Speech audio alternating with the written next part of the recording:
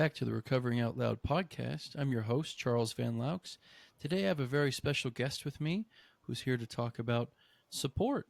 And would you like to introduce yourself? Yep, my name is Mark, Yeah, nice to meet you. and I live in Denver, Colorado. Good to meet you. We had a very interesting conversation in our pre-show meeting, and I want to just dive right into it. We were talking about people who are in active addiction wanting to have control over their own lives, but then getting to a point when they go to rehab where they have to surrender. And there's this interesting back and forth there. Can you touch on that? Well, um, as a parent, I have two sons. Um, a parent recognizes that their kid, boy or girl, uh, seeks more and more control over their daily lives, especially as they get into teenage years. There's a point at which they begin to rebel, uh, peacefully or not peacefully. Again, especially when they get in their teenagers, because all their life up to that point, their life has been controlled day and night by their parents. And so it is natural, it seems to me, that one would start to want to control themselves, want to go where they want to go, want to see the movie they want to see, want to drive a car and go anywhere. What a moment of control and freedom that is for someone. And it's such a terrible dichotomy to me that going through all that, one gives ultimate control over his life to drugs.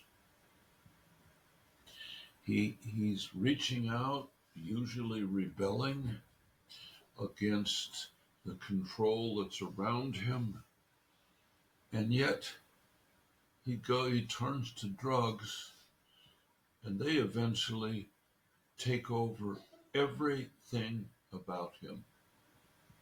It's incredible and it's sad. I'm not sure he's aware of it until it's too late. If I came to his house and kicked the door in and said, "Okay, pal, now I'm going to control your ass from one end to the other," and I tied his feet together, and I tied his hands together, and I'm in control, he would fight till the end. And yet, he opens the door and he invites in ultimate control with drugs. Come on in, take over every part of my life. It is indeed a dichotomy, and it seems to me that in your work, certainly if you don't, you should point out to the patient that matter of control. I mean, he might get high. Ooh, gee, this feels good. And wow, look at bananas. They're flying in the air. Whoopee. But he can't control anything. It seems to me at some point in time he might say, wait a minute, this is too big a price. I want my own life back. So, Absolutely, I agree. I call that the moment of clarity. yeah, That's when somebody starts to get a little bit of time under their belt, they've been clean or sober for a little bit of time, they can step away from their life and they can see it in a much grander sense, right? I think yeah, of it kind of like a house, yeah. right? Before, in their active addiction, they were sitting inside of a burning house, but they had convinced themselves, hey, I'm not on fire. Everything's okay, right? So we can convince ourselves of all kinds of different chaos and get comfortable in it and all that, but it's not until we actually see it for ourselves and turn around and receive that moment of clarity when we can truly understand the gravity of the I think you got situation. to see it from a distance too to get the perspective. It's difficult for one to see oneself because one's inside oneself with all kinds of biases and opinions and ideas and crap which got them in this situation you get with. But If he gets out of his self, out of his room, leave the house, go up on Mars, now look down. See that guy down there? Watch him. See what he's doing. Look at his life. Get that perspective. I think that certainly would bring clarity, certainly to the matter of control. Look at him. He's lost all control. Look down Right. And you know, the reality there too is that there are very few things in this world that we can truly control. there. Yep, Very few. exactly right. And I think that, you know, once people kind of get a grasp on that notion, Yeah, I think they start to gain some power, because then they're not spinning their wheels yeah, trying to control something they have zero control of anyway. They yeah, can instead take that time and that energy, focus it elsewhere where they're actually going to see some progress. yeah. And then I call it a stress trap, And you it's know. fascinating, intellectually, it's a fascinating wager to bet.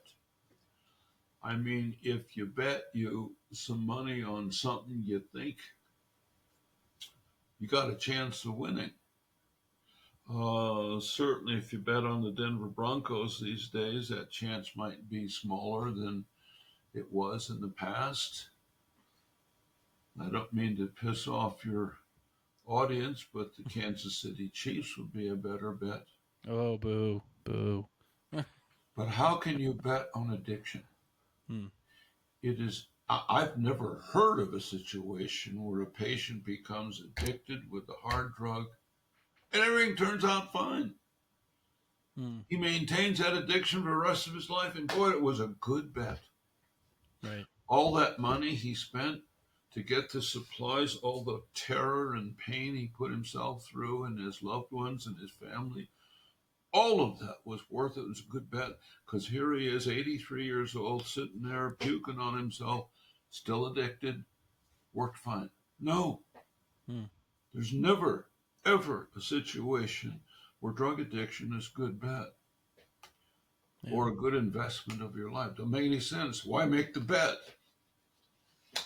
Well, exactly. I mean, because that's, you know, that runs your world. You know, when you're addicted to a drug, it is the center of your life. It is your higher power. It's what you get out of bed for, and everything, right? So, you're absolutely right. I think that having that in your life for that period of time, even, right?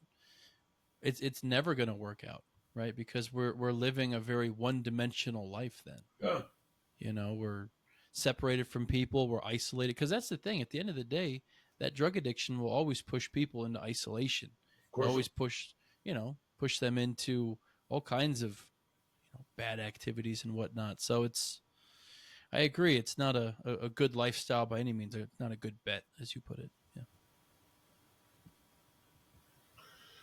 And there's a point at which one might arrive at clarity even before his addiction is cured.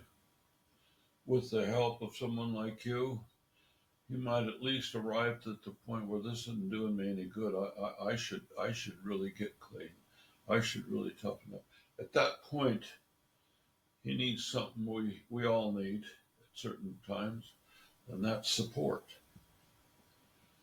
And if he's strong enough, his support will come from inside him. I keep using the pronoun him. We both know that we also mean her in these dialogues. But usually, a drug addicted patient, it seems to me, you're the expert, it seems to me, if he turns to himself internally for support, he's not very strong.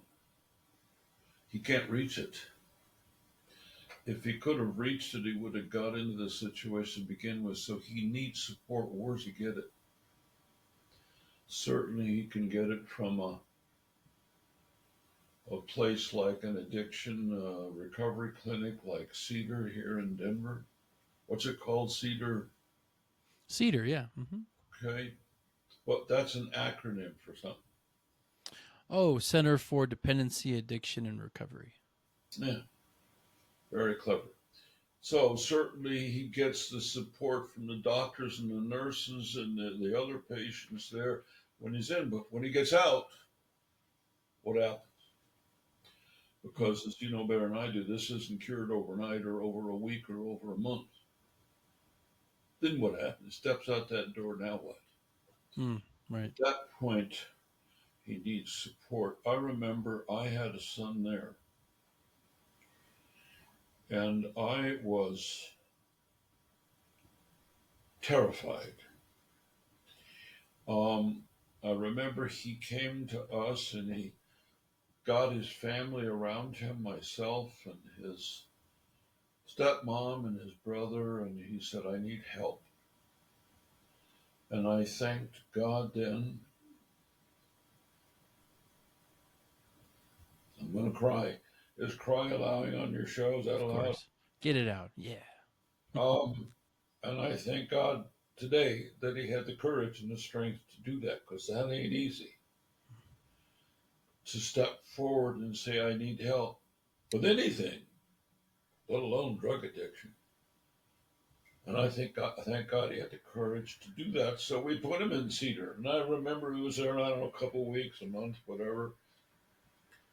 And then a couple days before the program ended, uh, they call all the parents and the loved ones and the spouses and everybody together in a room and they lecture them about what is drug addiction. Is it just a behavioral problem? He can put the drug down anytime he wants, or is it a chemical imbalance in his head, or blah, blah, blah. And at a certain point, and much to the chagrin of my wife, I raised my hand and I said, listen, I don't give a shoot about this stuff. I don't care. What I care about is my son is getting out of this thing in a couple of days, and I need to know how to support him. I need to know how to help, how to support him. And I'll never, ever, ever forget the answer. The answer that they gave was, you can't. He got himself in this mess. He's got to get himself out. And certainly that's correct. Ultimately, he's responsible for his own life. Ultimately, we all are. But we all need support. You do, I do, everybody does, especially at time of crisis. That's when he needs support. Uh, Family gather around, friends gather around, watch where he's going, make sure, whatever, monitor this, check that, whatever. That's when he needs support. As it turned out, this kid had a lot of support and finally was released from the terrible drug addiction, and he got himself beyond it and turned to helping others. Oh, I almost forgot. That was you, son. That's right. It was. I couldn't have done it without you, my dad, and the rest of my family. Yeah. And I just want to touch on that real quick. I mean, without your guys' support, the way it was handled, I'm not sure it would have gone the way that it did. Honestly, I mean, I remember, I was staying with Brandon, and for a while, and I was trying to figure out where to take this thing, and it was his push, that pointed me towards, hey. I remember he told me, hey, we need to sit people down, tell them what's going on, you know. Yeah. And then yeah, we did, and I remember just the love and the support and the understanding of, hey, I need help. And you Yeah. guys were there to help, and still And are. the support has to be uncheckered. There can't be any strings or contingencies. Like, what a moron! He turned himself to drugs. Jesus Christ, I raised him better than that. Or, Right. or he's a whatever. His friends did it. No, Right. you just got to shut up and support him. Hmm. Later on, you can tell him what an asshole he is, and he shouldn't have done this, and he did do that, and so on. Okay, if you have to. Yeah. Right now, he needs support. And the support not only is good for the patient, the addicted patient, if I may, but also the family. Hmm. Because I remember your family was terrified. We love you a lot, as you Yeah. perhaps noticed. Oh And yeah. that's scary. Yeah. You don't know what's going to happen tomorrow. And Jesus, God, you read stories about drug addiction and overdose and death and shootouts, and you don't know. Yeah. And you don't sleep well. But if you're giving him all the support you know you can, it helps you, the family, too, especially when it responds a little bit at a time. Just a step here and a notion there, that heals the family too, because it's impossible. It is impossible for a drug addicted patient to be that way and think he's only hurting himself. Hmm. Right. He's hurting his family a great deal, and they need his support too going through this.